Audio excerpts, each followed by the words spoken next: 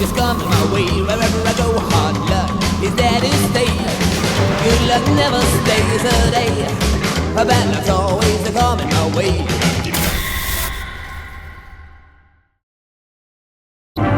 Can the right stuff blast off with some Oscars? Will photographers ever get enough of Rock Hudson? What's Robin Williams doing in Bloomingdale's?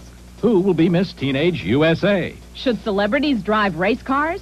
Entertainment Tonight takes to the airwaves for Monday, April 2nd, 1984.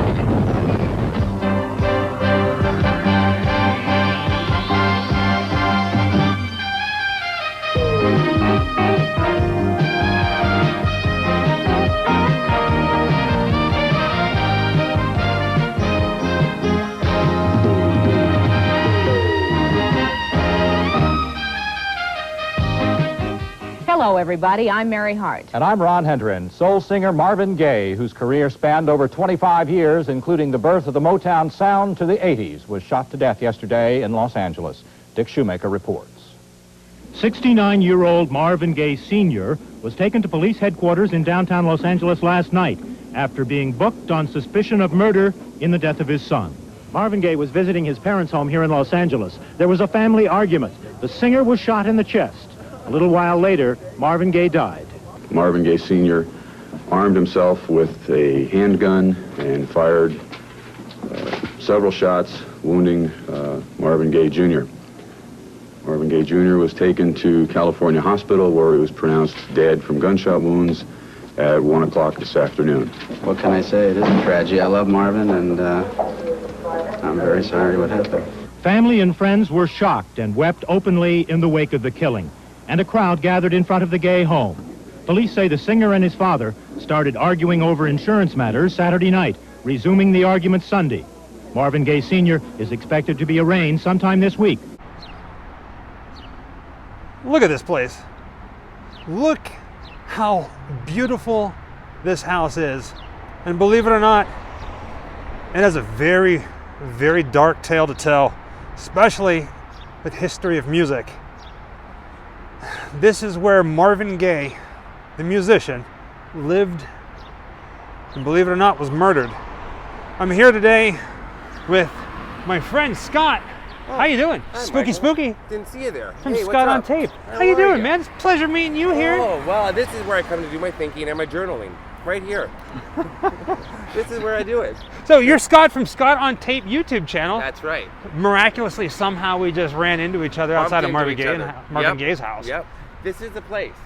I mean, this is it. I'm a huge Motown fan. I've done a lot of videos about Motown legends. I've been to Detroit many times, and Marvin Gaye is one of my favorite singers from the, it's got to be from the early 80s, kind of when I was really little, when I first discovered his voice. And Sexual Healing was actually, when I was too young to know what sexual healing meant, I was listening to it. I loved it. And then I discovered his back catalog. I only thought Sexual Healing was his only song when I was a little kid. And then I went back and discovered more. But it's right here in this house, April 1st, 1984, when he was shot to death by his father. Should we give some details? I think we shall. And we're going to get a closer look at it too. So, hope you guys are ready, because this is a doozy. Usually I pride myself on my Grimm knowledge of spooky places, but this man here, especially for this house and what happened to Marvin Gaye, completely blows me out of the water with his knowledge of it. So I'm going to let Scott here tell you the story, because you know what? You do it justice. Thank you. So, Well, yeah, like we were having fun before talking, like, you know, having fun on the streets, filming stuff, but it's actually a very sad, very grim topic. And like I was saying, Marvin Gaye, amazing, incredible musician, but he was incredibly, he had some demons, to say the least. He, at the very end, he was on a tour. His last performance was the Star Spangled Banner. I believe it was at I think it was an NBA event. That was his last ever public performance. But he was booked on a tour, and he only did 3 shows, and he was booked for, I think, 15 more. He got the deposit for those shows, and then what he did was, he booked it out of there. He had a doctor sign a waiver saying that he was too sick to continue. Then he left the tour. So when they say that Marvin Gaye was paranoid near the end of his life, it's very true, because he thought people were out to get him, because the promoters were trying to find him. They wanted their money back. So he was living in this house, and it was April 1st, 1984. He was wearing a maroon bathrobe, which he'd been wearing for weeks. He was doing a lot of coke. He was heavily addicted to drugs. This was his parents' house that he bought for them, but he had moved back in. He was living here, and he was in his bedroom. And now there's different stories online. Were his parents fighting? Was he fighting with his father? Was he fighting with his mother? Never really been proven exactly what was going on leading up to the gunshot, the first gunshot. But apparently Marvin Gaye was in his bedroom. His father overheard the mother and Marvin Gaye talking, said, you know, come in here and talk, I can't hear you. And Marvin Gaye said, don't you come in here, and they started arguing back and forth. Marvin Gaye Jr. went in, confronted the father, pushed him, went back into his bedroom. Then Marvin Gaye Sr. took out a gun, went right back into Marvin Gaye Jr.'s, Marvin Gaye himself, his bedroom, shot him once, and it pierced, went through his heart, kidney, lungs, pretty much in through his right side and out the left. Then walked up to him, shot him point blank. He was dead by the first gunshot, though. It pierced like 4 vital organs, I believe, and the second shot was one of, excuse my language, FU. Right. So to speak. It was an FU shot. You know, the father must have known he was dead. So there was a lot of anger and tension in this household. It was no secret that father and son didn't really like each other that much. I mean, they've always had their differences, so to speak. Yeah, there's throughout the years. There's a famous quote that the father said about him. Now, maybe we could put that in on the bottom, what his father said about, I didn't completely dislike him, or something to that effect. And it's just like, that's something you say about your own kid? It's very, very strange thing. So another thing that's kind of a discrepancy, not really know for sure what happened with the gun. Now the gun was found, however, the mother, it said, took the gun, walked out, threw it on the front lawn. More official stories that I've read is the father, Marvin Gaye Sr., sat on those steps right there, took the gun, threw it on the front lawn, waited for the police to show up. So it's not really known if the mother did or the father did. The father sat here, waited for the police to show up.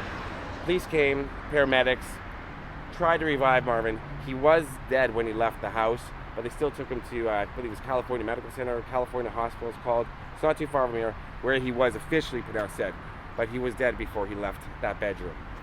And there's shots of everybody knew this was Marvin Gaye's house in this area. It was very well known that this was the house of Marvin Gaye. Even though his parents lived here, but they knew that he was here. So when news broke that day, there were crowds of people filling these streets. And there's old photographs of them, of the people just out here, just staring at the house. What are you gonna do?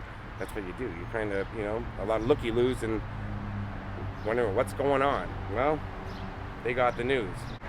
The photo that Scott was just talking about, that was taken outside of this house, with all the people standing in the yard, was taken from right about here. It's crazy. And if we get a little closer,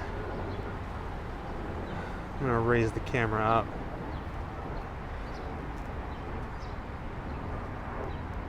There you go. There's the front steps that Marvin Gaye's father was sitting on whenever the police came. The gun was thrown somewhere here in the yard. No idea where, though. It's crazy, right? According to the police report, the father took out a handgun and shot Marvin Gaye 3 times. He was pronounced dead on arrival at a hospital. I was driving home, listening to the radio, and the disc jockey interrupted the program to say soul singer. I know, I hear it in my mind like it happened today. Soul singer Marvin Gaye was pronounced dead on arrival at the hospital. So now I don't buy this. My heart, my innards won't let me accept this. So I get out of my car, there's a phone booth right there. And I go to the phone and I call Anna. And I say, Anna, this is Smoke. She said, yeah, baby. I didn't even have to ask her. She said, yeah, baby, it's true. His dad shot him. What? What? Marvin Gaye's father only got 4 years suspended sentence. He did serve some time while waiting up for the trial, but pretty much he got off scot-free and he lived another 14 years. Marvin Gaye's mother, 3 years. She died 3 years after. And another thing I can tell you, Marvin Gaye was buried in one of his tour costumes with some kind of fur stole. I want to say it was, and I think it was, again, we may have to correct it at the bottom, I think it was a weasel. It was a fur stole. And he was cremated. There is no grave to visit. He was cremated and ashes were scattered. But yeah, right here in this house. And this is still, I believe to this day, owned by the Gaye family. I'm not 100% sure. But people come out here all the time. It's well known. They've had open houses here where people have done walkthroughs and stuff. Like I think when they were trying to sell it, they had a content sale here before, a estate sale. Yeah, a lot of history in this house. And people drive by. It's a busy thoroughfare. If this wasn't COVID traffic, you'd see a lot more cars going by. Because I have driven by here once or twice before COVID, and Gramercy is a very, very busy street. And I bet there's a million people that pass here and have no idea what happened. The kind of history that happened here. Which is the dark history too. Yeah. There's Scott over there doing his thing. It's been pretty cool. Just pretty much met up for the day. Decided to do some collaboration, some different videos. He's a good guy. So if you're watching this and you don't know who Scott on Tape is, do yourself a favor and check out his channel.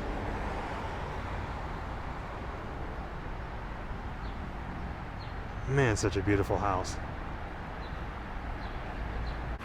Again, this is one of those things that you never really know what's in your own backyard, and sometimes you kind of have to open your eyes and look, and you just may be surprised. And as always remember to look up, especially if you're in a museum. With that being said, happy Halloween. Oh yeah, Scott. Yes, Michael. Happy Halloween. They do celebrate that in Canada, right? Yes. It's not something like funny like Hallow Pumpkin. No. It's Halloween, eh? But it's actually spelled Halloweenea. E-H. Halloween, eh? Oh, we say Happy Halloween, eh? Okay. Oh, you betcha. We don't say you betcha. We do say a, and we do use the F word in any variation. There you go. Yeah. Love you, man. Thank you for awesome. enjoying and Thanks joining for us taking on me. an adventure. Thanks, guys. Scott on Tape. Love this channel, Grimm Life Collective. Wherever I come, bad luck just comes my way. Wherever I go, hard luck is there to stay. Good luck never stays a day. Bad luck's always coming my way.